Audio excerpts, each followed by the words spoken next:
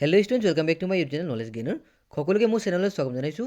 আজি মই লৈ আহিছোঁ ক্লাছ 10ৰ অতি গুৰুত্বপূৰ্ণ ভিডিঅ', য'ত আমি ডিছকাছ কৰিম তোমালোকৰ ছায়েন্সৰ লেচন 15 অৰ্থাৎ আমাৰ পৰিৱেশ আৱাৰ ইনভাইৰনমেণ্ট চেপ্টাৰৰ কিছুমান ইম্পৰ্টেণ্ট MC কুৱেশ্যনছ, যি নেকি তোমালোকৰ আগন্তুক পৰীক্ষাৰ কাৰণে খুবেই ইম্পৰ্টেণ্ট হ'ব। চ' কাইণ্ডলি ভিডিঅ'টো শেষলৈকে চাবা। আৰু যদি তোমালোকে ভিডিঅ'টো ভাল পোৱা দেন কাইণ্ডলি ভিডিঅ'টো শ্বেয়াৰ কৰি দিবা। আৰু যিসকলে মোৰ চেনেললৈ প্ৰথমবাৰৰ কাৰণে আহিছে তেওঁলোকে কাইণ্ডলি মোৰ চেনেলটো ছাবস্ক্ৰাইব কৰি দিব আৰু লগতে নিজৰ বন্ধু বান্ধৱৰ সৈতে শ্বেয়াৰ কৰি দিবা। চ' ব'লা আমি ভিডিঅ'টো আৰম্ভ কৰোঁ। ইয়াৰ আগতে মই লেচন 16 অৰ্থাৎ প্ৰাকৃতিক সম্পদৰ ব্যৱস্থাপনা পাঠৰ কিছুমান ইম্পৰ্টেণ্ট MC কুৱেশ্যন দিছোঁ। চ' তোমালোকে কাইণ্ডলি চাবা। চ' আমি ৰিভাৰ্ছ মোডত সকলো লেচনৰ MCQ আৰু ইম্পৰ্টেণ্ট শ্বৰ্ট কুৱেশ্যনবোৰ লাৰ্ণ কৰি যাম। চ' গতিকে তোমালোকে এই চেনেলৰ সৈতে জড়িত হৈ থাকিবা। চ' ব'লা আমি ভিডিঅ'টো আৰম্ভ কৰোঁ।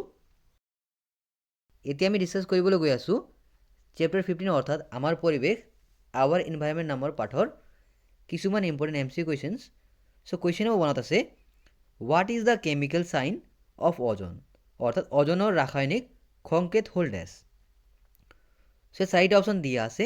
চ' তোমালোকে কাইণ্ডলি ইয়াৰ কাৰেক্ট এনচাৰটো কি হ'ব পাৰে গেছ কৰিবা। আৰু আগতীয়াকৈ তোমালোকে কমেণ্টত লিখিবা এনচাৰবোৰ, যাতে তোমালোকে এটা প্ৰিপেৰেশ্যন কিমান হৈ আছে সেই তোমালোকে গম পাব পাৰিবা। আৰু ভিডিঅ' শেষত তোমালোকে নিশ্চয় জনাবা যে এই MC কুৱেশ্যনবোৰত তোমালোকে কিমান মাৰ্কছ পালা। গতিকে এই কুৱেশ্যনৰ কাৰেক্ট এনচাৰটো হৈ যাব অপশ্যন চি অৰ্থাৎ O3। মনত ৰাখিবা। চ' গতিকে তোমালোকে মনত ৰাখিবা যে O3 মানে হ'ল অজন।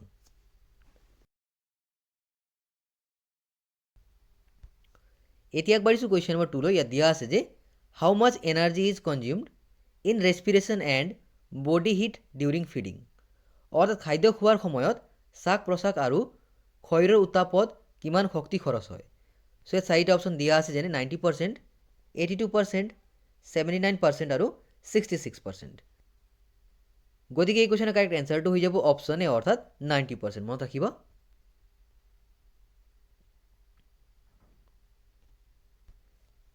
কুৱেশ্যন নম্বৰ 3ত আছে, the third level of the food chain is ডেছ।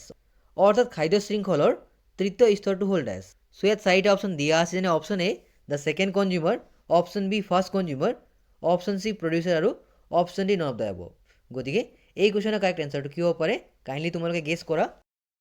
গতিকে এই কুৱেশ্যনৰ কাৰেক্ট এনচাৰটো হৈ যাব অপশ্যন এ অৰ্থাৎ দ্য ছেকেণ্ড কনজিউমাৰ অৰ্থাৎ দ্বিতীয় উপভোক্তা। মনত ৰাখিবা।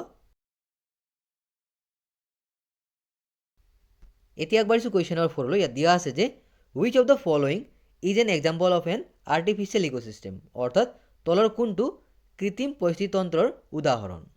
এতিয়া কৃত্ৰিম মানে কি হয়? নিজে মানুহে বনোৱা হয় নহয়, এইটো নেচাৰেলি অকাৰেঞ্চ নোহোৱা। গতিকে চাৰিটা অপশ্যন দিয়া আছে, যেনে ফৰেষ্ট অৰ্থাৎ বনাঞ্চল, লেক হ্ৰদ, পণ্ড পুখুৰী আৰু ক্ৰপ ফিল্ডছ মানে শস্য পথাৰ। গতিকে এই কুৱেশ্যনৰ কাৰেক্ট এনচাৰটো হৈ যাব অপশ্যন ডি অৰ্থাৎ ক্ৰপ ফিল্ডছ অৰ্থাৎ শস্য পথাৰ। মনত ৰাখিবা। কুৱেশ্যন নম্বৰ 5ত আছে, which of the following problem is associated with coal combustion. অৰ্থাৎ কয়লাৰ দহনৰ সৈতে তলৰ কোনটো সমস্যা জড়িত। চ' ইয়াত চাৰিটা অপশ্যন দিয়া আছে, যেনে এচিড ৰেইন অৰ্থাৎ এচিড বৰষুণ, option B carbon dioxide emission অৰ্থাৎ কাৰ্বন ডাই অক্সাইডৰ নিৰ্গমন, option C ash containing toxic metal impurities অৰ্থাৎ বিষাক্ত ধাতুৰ অশুদ্ধিযুক্ত ছাই আৰু option D all of the above. গতিকে এই কুৱেশ্যনৰ কাৰেক্ট এনচাৰটো হৈ যাব অপশ্যন ডি অৰ্থাৎ অল অফ দ্য এবভ। মনত ৰাখিবা। যেতিয়া কয়লা দহন হ'ব তেতিয়া নিশ্চয় এচিড বৰষুণ হ'ব পাৰে বা কাৰ্বন ডাই অক্সাইড নিৰ্গমন হ'ব পাৰে আৰু লগতে বিষাক্ত ধাতুৰ অশুদ্ধিযুক্ত ছাই নিৰ্গমন হ'ব পাৰে। চ' সেইবাবে all of the above is the right answer.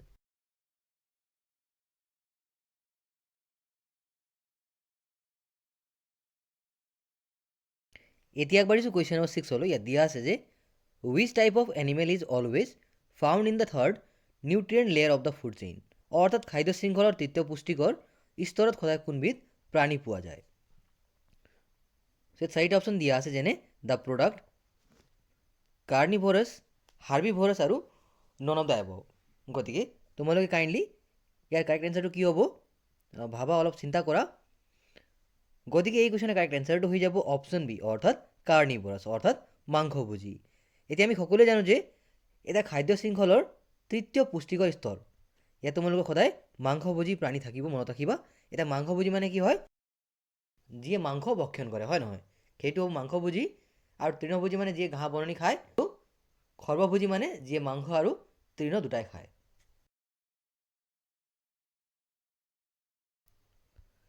এতিয়া আগবাঢ়িছোঁ কুৱেশ্যন নম্বৰ 7 হলো। ইয়াত দিয়া আছে যে দ্য অজন এবজৰ্বছ ডেছ, অৰ্থাৎ অজনে ডেছ শোষণ কৰে। সো চাৰিটা অপশ্যন দিয়া আছে, যেনে এক্সট্ৰিম টেম্পাৰেচাৰ অৰ্থাৎ চৰম উষ্ণতা, আল্ট্ৰাভায়োলেট ৰেইজ অতি বেঙুনীয়া ৰশ্মি, ইলেক্ট্ৰমেগনেটিক ৱেভছ বিদ্যুৎ চুম্বকীয় তৰংগ, আৰু ইনফ্ৰাৰেড ৰেইজ অৰ্থাৎ অৱলোহিত ৰশ্মি। গতিকে এই কুৱেশ্যনৰ কাৰেক্ট এনচাৰটো হৈ যাব option B, that means ultraviolet rays অৰ্থাৎ অতি বেঙুনীয়া ৰশ্মি। মনত ৰাখিব।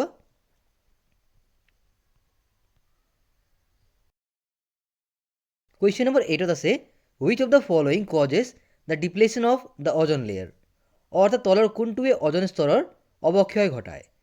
সো চাৰিটা অপশ্যন দিয়া আছে, যেনে আল্ট্ৰাভায়োলেট ৰেইজ অতি বেঙুনীয়া ৰশ্মি, ভিজিবল লাইট দৃশ্যমান পোহৰ, ইনফ্ৰাৰেড ৰেইজ অৱলোহিত ৰশ্মি, আৰু ক্ল'ৰ'ফ্ল'ৰ' কাৰ্বনছ। গতিকে এই কুৱেশ্যনৰ কাৰেক্ট এনচাৰটো হৈ যাব অপশ্যন ডি, অৰ্থাৎ ক্ল'ৰ'ফ্ল'ৰ' কাৰ্বনছ। মনত ৰাখিব। এতিয়া ক্ল'ৰ'ফ্ল'ৰ' কাৰ্বনৰ পৰা এটা কুৱেশ্যন আহিব পাৰে তোমালোকক যে CFC, এই CFCৰ ফুল ফৰ্ম কি হয় বুলি সুধিব পাৰে। গতিকে CFCৰ ফুল ফৰ্ম হ'ল ক্ল'ৰ'ফ্ল'ৰ' কাৰ্বন। মনত ৰাখিব। কুৱেশ্যন নম্বৰ 9 আছে, the flow' of energy in the ecosystem is always dash, পৰিৱেশ তন্ত্ৰত শক্তিৰ প্ৰৱাহ সদায় ডেছ দিশত হয়। গতিকে চাৰিটা অপশ্যন দিয়া আছে, যেনে ইন বাই ডাইৰেকশ্যনেল অৰ্থাৎ দ্বিমুখী, ইন ওৱান ৱেজ অৰ্থাৎ একমুখী, ইন মেনি ৱেজ অৰ্থাৎ বহুমুখী, আৰু ইন ফ'ৰ ৱেজ অৰ্থাৎ চতুৰ্থমুখী। গতিকে এই কুৱেশ্যনৰ কাৰেক্ট এনচাৰটো হৈ যাব অপশ্যন বি, অৰ্থাৎ ইন ওৱান ৱেজ একমুখী। মনত ৰাখিব।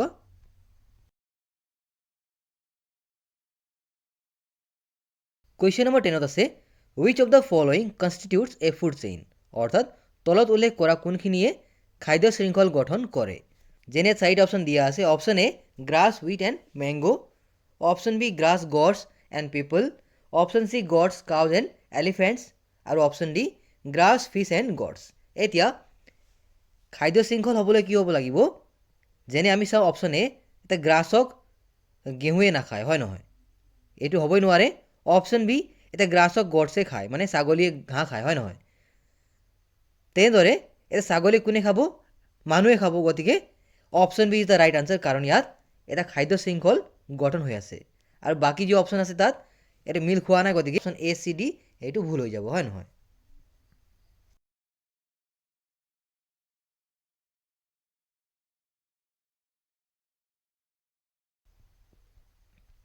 এতিয়া আগবাঢ়িছোঁ কুৱেশ্যন নম্বৰ 11লৈ। ইয়াত দিয়া আছে যে which of the following contains only biodegradable substances, অৰ্থাৎ তলৰ কোনখিনিত কেৱল জীৱ নিম্নীকৰণ পদাৰ্থ আছে। এতিয়া জীৱ নিম্নীকৰণ মানে হ'ল বায়'ডিগ্ৰেডেবল, অৰ্থাৎ যি আমাৰ মাটিত মানে কি হয় পচি যায়, সেইবোৰ হ'ব জীৱ নিম্নীকৰণ, যাক সৰু সুৰা মানে বেক্টেৰিয়াবোৰে কি কৰিব? পচাব, হয় নহয়? সেইটো হ'ব জীৱ নিম্নীকৰণ। এতিয়া আমাৰ চাৰিটা অপশ্যন দিয়া আছে, যেনে option A fruit peel, cake and sand, অৰ্থাৎ ফল মূলৰ বাকলি, পিঠা আৰু বালি, option B grass, flowers and leather, অৰ্থাৎ ঘাঁহ, ফুল আৰু চামৰা, option C grass, wood and plastic, অৰ্থাৎ ঘাঁহ, কাঠ আৰু প্লাষ্টিক, আৰু option D bread, wood and grass, অৰ্থাৎ ৰুটি, কাঠ আৰু ঘাঁহ। গতিকে এই চাৰিটা অপশ্যনৰ ভিতৰত শুদ্ধ উত্তৰটো কোনটো হ'ব? কাইণ্ডলি তোমালোকে গেছ কৰা। এই কুৱেশ্যনৰ কাৰেক্ট এনচাৰটো হৈ যাব অপশ্যন ডি, অৰ্থাৎ ব্ৰেড, উড এণ্ড গ্ৰাছ। মনত ৰাখিবা।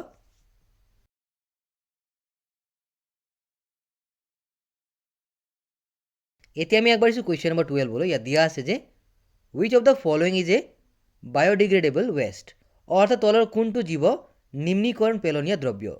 চ' চাৰিটা অপশ্যন দিয়া আছে, যেনে plastic spoon, turn leader bags, অৰ্থাৎ ফালি যোৱা চামৰাৰ মোনা, অপশ্যন চি মেংগ' পিল, অৰ্থাৎ আমৰ বাকলি, আৰু পলিথিন বেগছ মানে পলিথিনৰ মোনা।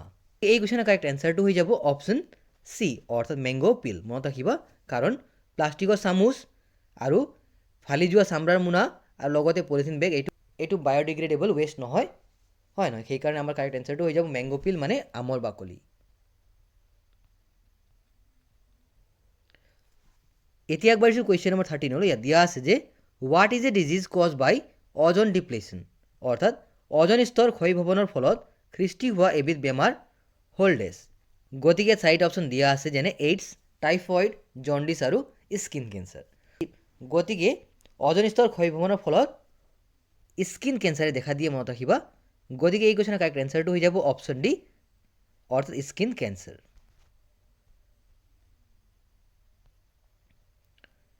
এতিয়া আগবাঢ়িছোঁ কুৱেশ্যন নম্বৰ 14 ইয়াত দিয়া আছে যে which of the following causes acid rain, তলত উল্লেখিত কোনটো আমলিক বৰষুণৰ কাৰণ।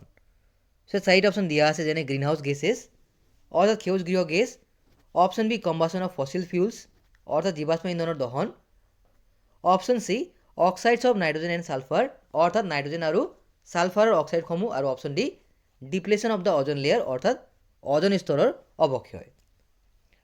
গতিকে এই কুৱেশ্যনৰ কাৰেক্ট এনচাৰটো হৈ যাব option C, that means oxides of nitrogen and sulphur, nitrogen আৰু ছালফাৰৰ অক্সাইডসমূহ মনত ৰাখিবা। এতিয়া আগবাঢ়িছোঁ কুৱেশ্যন নম্বৰ 15 ইয়াত দিয়া আছে যে which of the following is a non reducing waste অৰ্থাৎ তলৰ কোনটো জীৱ অনিম্নীকৰণ আৱৰ্জনা। গতিকে চাৰিটা অপশ্যন দিয়া আছে যেনে DDT, plastic, radioactive substances আৰু all of the above.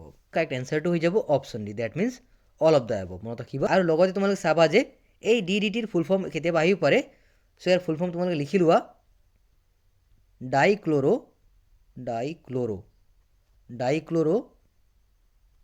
Diphenyl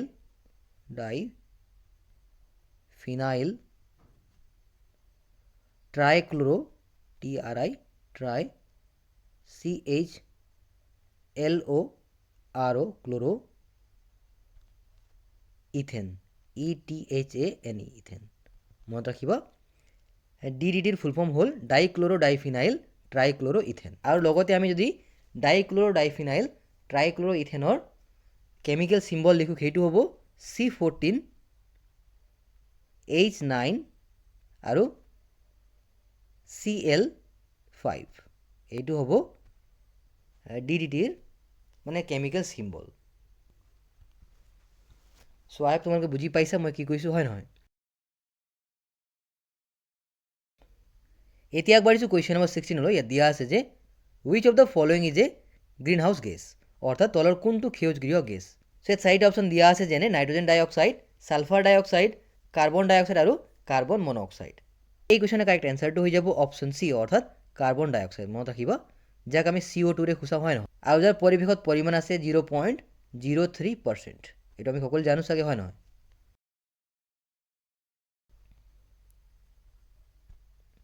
এতিয়া আমি আগবাঢ়িছোঁ কুৱেশ্যন নম্বৰ 17 ইয়াত দিয়া আছে যে ফ্লাডছ কেন বি প্ৰিভেণ্টেড বাই ডেছ অৰ্থাৎ বানপানী কেনেকৈ প্ৰতিৰোধ কৰিব পাৰি।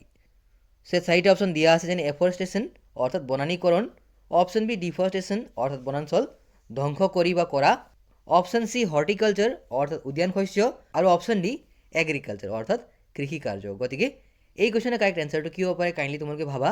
এই কুৱেশ্যনৰ কাৰেক্ট এনচাৰটো হৈ যাব অপশ্যন এ, ডেট মিনছ এফৰেষ্টেশ্যন মানে বনানীকৰণ মনত ৰাখিবা। গতিকে আমি কি কৰিব লাগিব, ফ্লাডছটো প্ৰিভেণ্ট কৰিবলৈ নাম্বাৰ অফ মানে প্লাণ্টবোৰ আমি ৰুব লাগিব, হয় নহয়।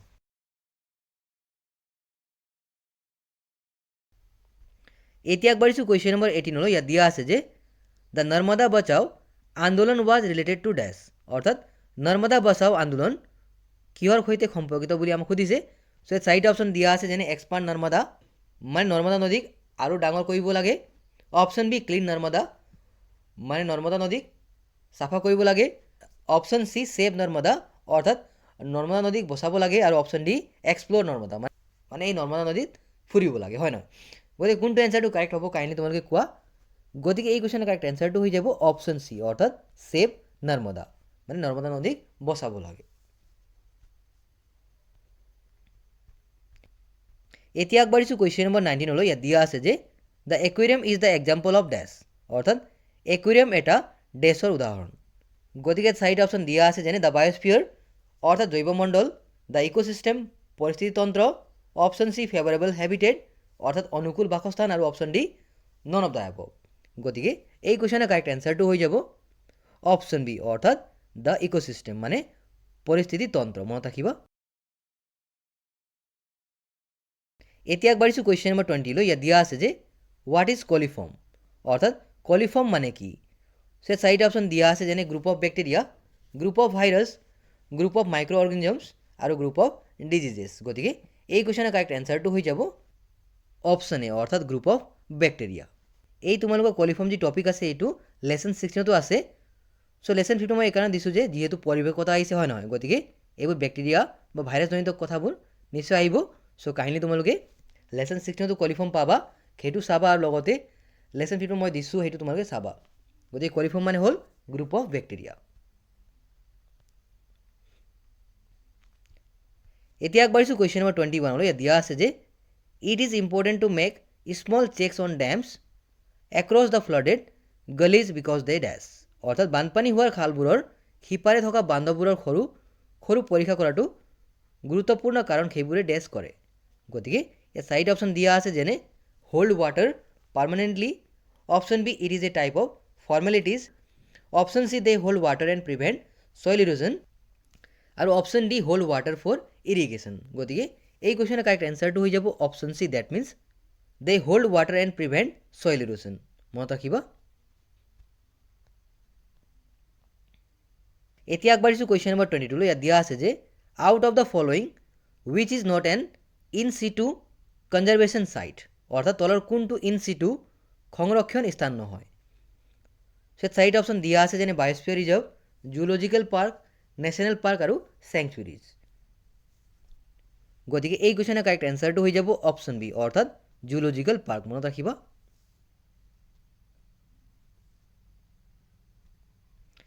এতিয়া আগবাঢ়িছোঁ কুৱেশ্যন নম্বৰ 23লৈ। ইয়াত দিয়া আছে যে which of the following is non biodegradable. অৰ্থাৎ তলৰ কোনটো জৈৱ বিঘ্নিত নহয়। ইয়াত 4টা অপশ্যন দিয়া আছে, যেনে উল, নাইলন, এনিমেল বনছ আৰু টি লিভছ। গতিকে এই কুৱেশ্যনৰ কাৰেক্ট এনচাৰটো হৈ যাব অপশ্যন বি, অৰ্থাৎ নাইলন।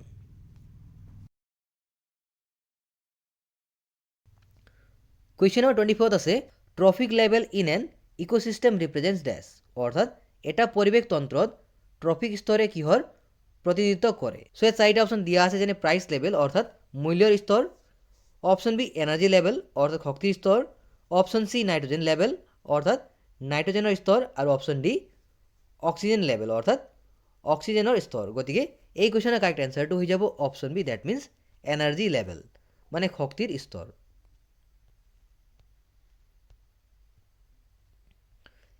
এতিয়া আগবাঢ়িছোঁ কুৱেশ্যন নম্বৰ 25লৈ। ইয়াত দিয়া আছে যে which of the following is A logical sequence of food chain. অৰ্থাৎ তলৰ কোনটো খাদ্য শৃংখলৰ যুক্তিসংগত ক্ৰম। ইয়াত 4টা অপশ্যন দিয়া আছে, যেনে প্ৰডিউচাৰ, কনজিউমাৰ, ডিকম্প'জাৰ। তেনেদৰে অপশ্যন বিত আছে প্ৰডিউচাৰ, ডিকম্প'জাৰ আৰু কনজিউমাৰ। অপশ্যন চিত আছে কনজিউমাৰ, প্ৰডিউচাৰ আৰু ডিকম্প'জাৰ, আৰু অপশ্যন ডিত আছে ডিকম্প'জাৰ, প্ৰডিউচাৰ আৰু কনজিউমাৰ। এতিয়া প্ৰডিউচাৰ মানে কি হয়, উৎপাদক, আৰু কনজিউমাৰ মানে কি হয়, গ্ৰাহক, আৰু ডিকম্প'জাৰ মানে বিয়োগকাৰী। গতিকে এই কুৱেশ্যনৰ কাৰেক্ট এনচাৰটো হৈ যাব অপশ্যন এ, অৰ্থাৎ প্ৰডিউচাৰ, কনজিউমাৰ আৰু ডিকম্প'জাৰ। মনত ৰাখিবা। গতিকে এয়া আছিল তোমালোকৰ লেচন 15ৰ কিছুমান ইম্পৰ্টেণ্ট কুৱেশ্যনছ। চ' আই হোপ তোমালোকে ভিডিঅ'টো ভাল পাইছা। আৰু তোমালোকে ভিডিঅ'টো ভাল পাইছা দেন প্লিজ নিজৰ বন্ধু বান্ধৱীক শ্বেয়াৰ কৰি দিবা। চ' থেংক ইউ ছ' মাছ, আৰু লগ পাম মনেৰি ভিডিঅ'লৈ। তেতিয়ালৈকে পঢ়ি থাকা, শিকি থাকা। So' once again thank you so' much and all the best for your upcoming exams.